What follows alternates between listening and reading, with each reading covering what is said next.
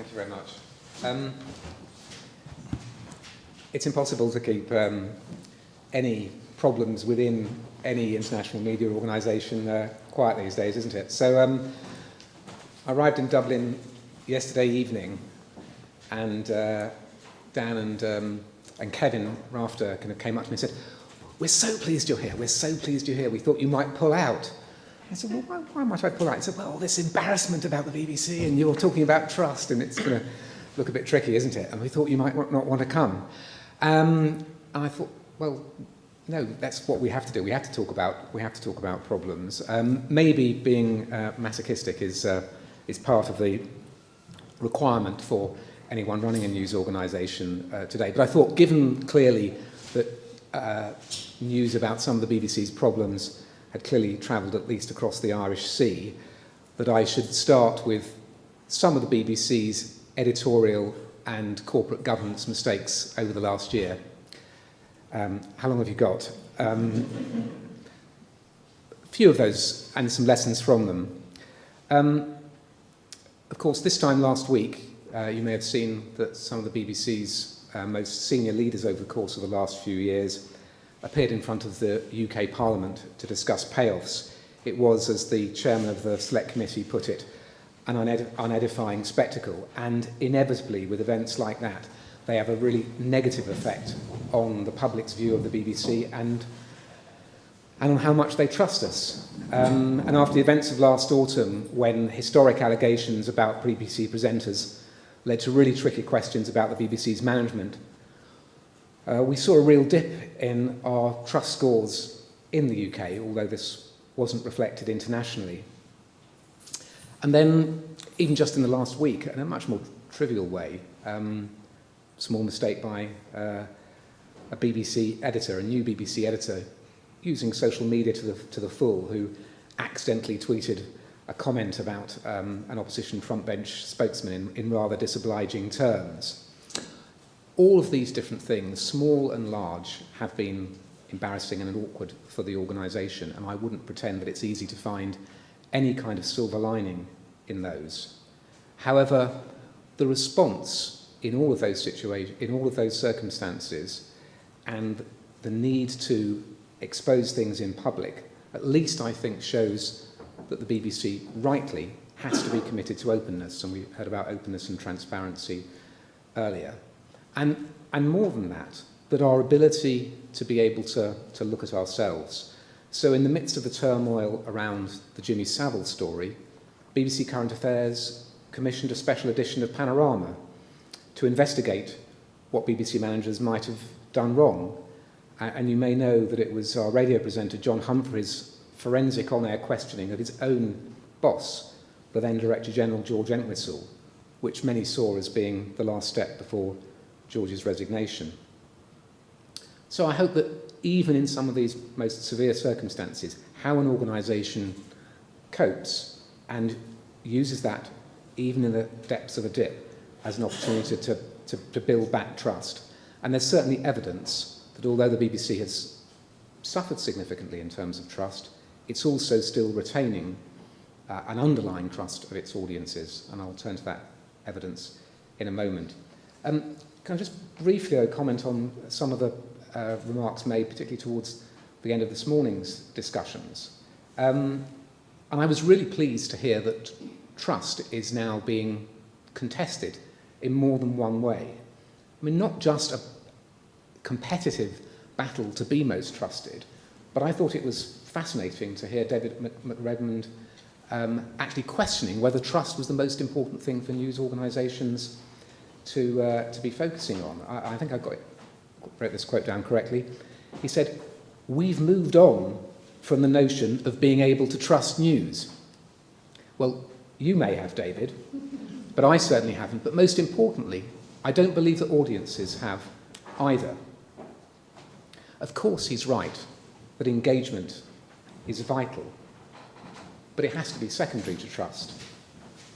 And if you put engagement ahead of trust, you're really talking about entertainment being more important than trust, or possibly the reinforcing of prejudices rather than challenging prejudices.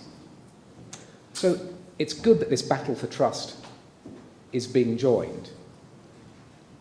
And so the question of whether trust is required and who can earn that trust is being fought out. And it's being fought out openly.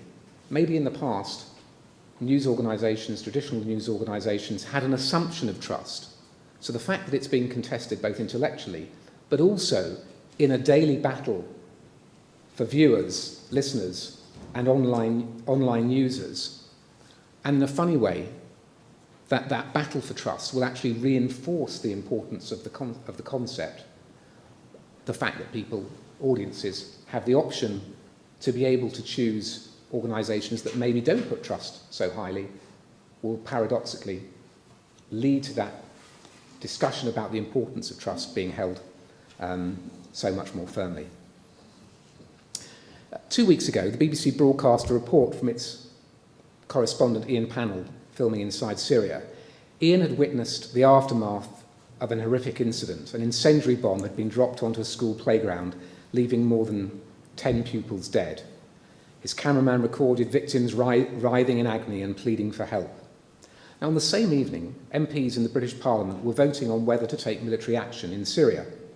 Ian's report was first shown on the BBC's 10 o'clock news and watched by millions across the UK, but not by many MPs in the chamber. They took their final vote confirming that Britain would not take military action at 17 minutes past 10. The BBC report prompted shock and outrage. Many watched it online. To date, there have been more than 1.5 million page views on our website. Across social media sites, people questioned whether the terrible scenes in our report could have made a difference to the outcome of the vote. Indeed, some MPs reportedly said afterwards that they might have voted differently if they had seen that footage beforehand. And the BBC was even asked if we had deliberately scheduled our broadcast around the timings of the vote. The answer, of course, was that we hadn't. The footage had arrived with us at 9:30 that evening, and we broadcast it simply as soon as we could. Our decision on the scheduling was motivated by one consideration only: to get out truthful first-hand account of the facts to our audiences as quickly as was technically possible. I think the story, though, is significant for two reasons. The first is the continued power and impact of our journalism and the trust people have in the BBC to bring them the truthful story.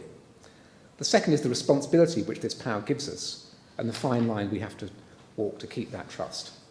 So today I'm going to explore what trust means for an international broadcaster in the age of social media and multi-platform news. The BBC is fortunate in having substantial national and international reach.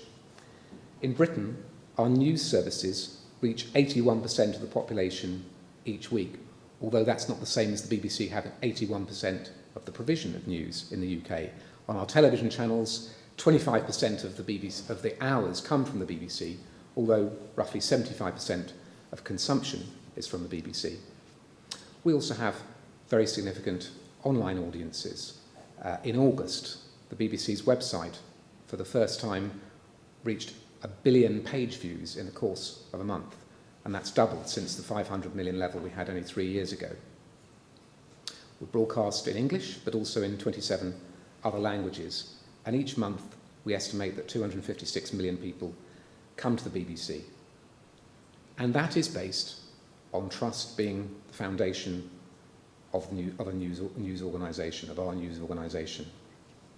A poll in the UK last year showed that 60% of the British public choose BBC News as the single source they would turn to for news that they trust, and that is more than 40 percentage points ahead of our closest rivals. And so when I say that there's a contest for whether trust is important and who has trust, I believe that those figures show that, certainly as far as the audiences that we measure in the UK are concerned, they believe that trust is important and their consumption goes along with the organisation that they most trust. But of course, that trust can't be taken for granted. It has to be earned every day. And how we respond in the most tricky circumstances, particularly when we make mistakes, is absolutely key. How do we maintain trust in an internet and an online age? Sometimes when I speak to audiences around the world and hear their views, I'm asked, why is there still a need for news from the BBC when the internet provides all the news and views that anyone could require.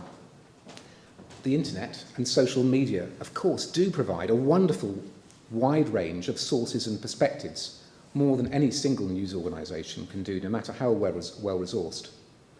And maybe 5 years ago, I would have been more anxious than I now am about the way that the internet might usurp the role of major news organisations. But now I see many large news organisations, including a number that we've been hearing from today, incorporating the best that can be taken from the internet, modernising their production and distribution methods, and being challenged and forced to respond by that technology. That modernisation is requiring all of us to undergo dramatic restructuring and changes to our culture.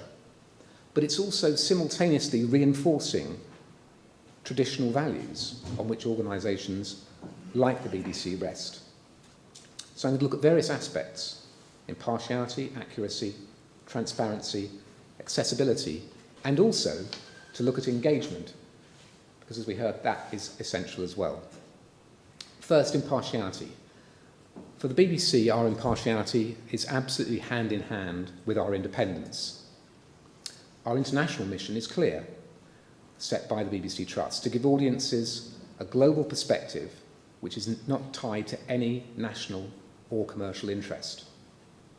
It means that we don't shy away from stories because they might be embarrassing or difficult, either for the BBC or for the United Kingdom. It means that when we tell a story, we tell both sides of it. It means that although we are a publicly funded British broadcaster, we're unafraid to cover criticism of Britain or the British government. For example, when the UK government lost that vote on Syria, here's how one major news organisation described the impact on Prime Minister David Cameron.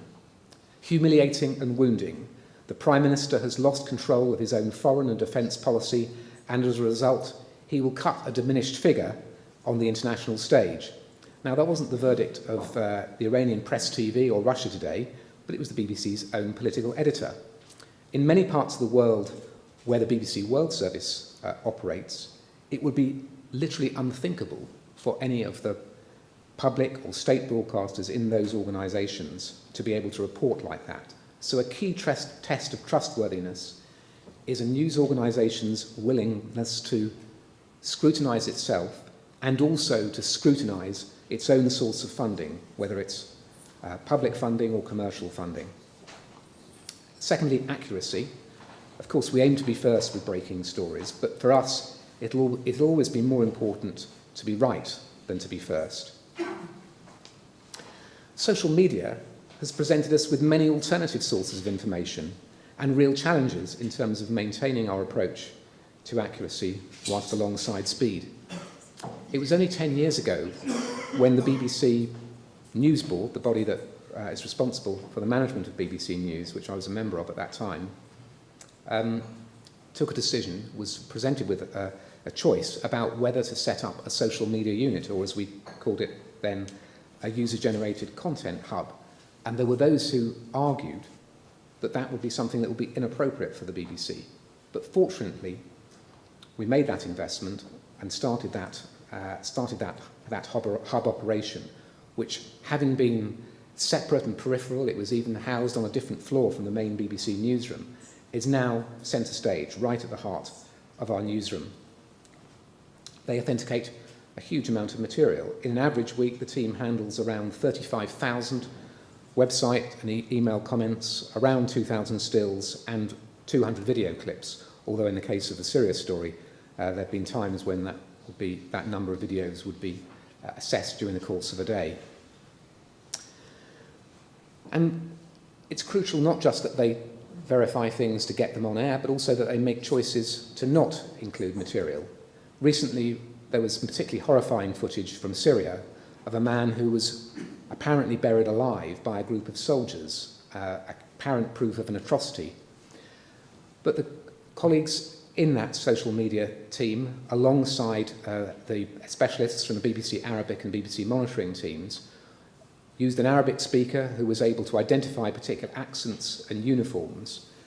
Along the way, when other news organisations were using that video, the social media team tweeted that they were examining footage that they'd received, but they weren't yet convinced that it was genuine. So we didn't link to that footage. We encouraged a transparent discussion, and then eventually concluded that the material was probably fake, and we therefore didn't broadcast it. Not only is the social media team doing that verification and assessment, it's also integrating very closely with our broadcast operations. The social media editor is a key person at editorial meetings, able to update broadcast editors with up-to-date views of both audiences, but also specialists, people with particular subject interests who are communicating with the BBC. And the social media writers, those who are responsible for our social media feeds on Twitter and Facebook and so on, are right at the heart of the newsroom, alongside the breaking news writers for our television and radio output. It's been a long set of changes to encourage social media to be alongside broadcasting. 5 years ago, when I was talking to my teams about the importance of using social media as a source, a talk that I gave at one lunchtime became renowned as the so-called tweet or you're sacked lunchtime talk. And I never actually said that, but it did. The fact that people believed that had been said, and I think it was probably a tweet that sent that round the world, it did focus attention on it. Now I think there will be very few people who would doubt that being aware of social media as a source and also using it as a means of getting our news to our audiences is absolutely essential. Let me turn to transparency. I touched on that to some extent already.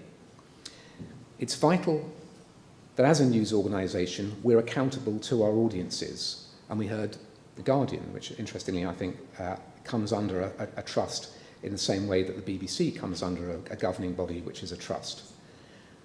That willingness to listen to audiences and to respond to them, so as The Guardian does, our editors and managers are expected to use social media to go on accountability programmes on radio and television and respond to audiences. It doesn't mean, of course, that we're always getting it right, but it does mean that social media and audience response is helping to keep us honest or aspiring to be able to be more impartial.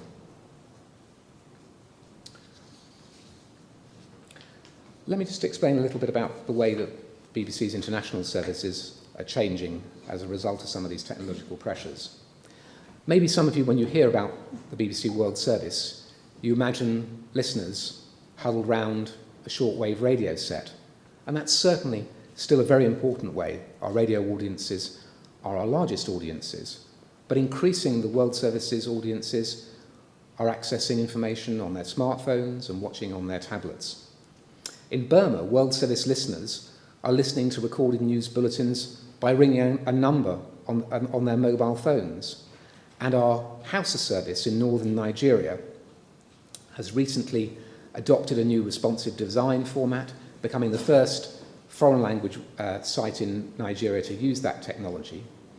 And half of the growth in the BBC's online audience in the last couple of months has come from our Hausa audiences, 95% of whom use mobile technology rather than desktop technology to access our online sites. Social media means that there are more and more sources of information and comment available, and many commentators and academics predicted that this explosion of information and fragmentation would spell the decline of established news brands like the BBC. But I'd argue that the reverse of that is true, and that trusted news organisations are becoming more, not less important in an age of limitless information. We know that international audiences use the BBC as a reference point to verify other sources of information, whether they're local media or social media. I was in Kenya recently and heard from local news organisations about the way that the BBC being able to broadcast a piece of information enables them to be able to report on it. And there are times when local news organisations feel constrained by political or commercial factors not to be able to report things, and they share that information privately with the BBC. The BBC then will check it and then report on it, enabling those news organisations to be able to report. So in this contest for trust, rather than just having an academic debate about it, I think a really important thing to do is to look at how audiences are making their choices and whether they are choosing to come to traditional news organisations who are using these new methods. So in terms of Twitter, the BBC's breaking news feed now has more than 7 million followers, and our BBC World feed has 4.5 million followers.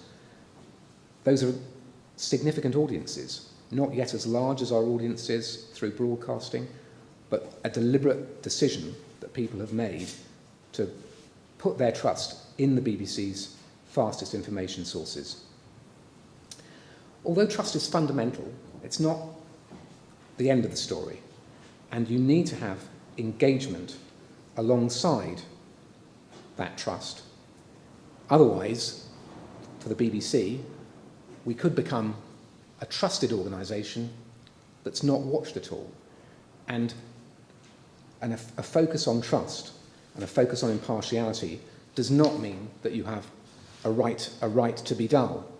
There's an enormous amount of competition that we're facing.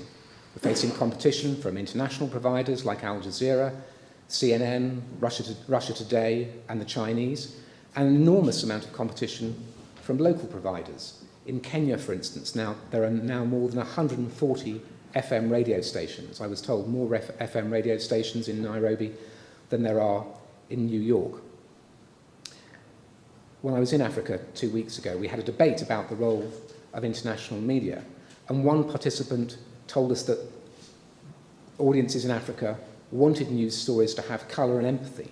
There's a requirement on us to adapt and change our method of presentation, our way of talking to audiences, and we've put this under a campaign that the BBC teams have been involved in to live the story, to bring that impartial and trusted journalism alive, not by our reporters giving emotional responses to stories, but showing that by close personal reporting, using their personal experience, using more local reporters who know stories well and who can understand things from the point of view of publics around the world, to bring those stories to life, to add to the trust, to bring engagement alongside it.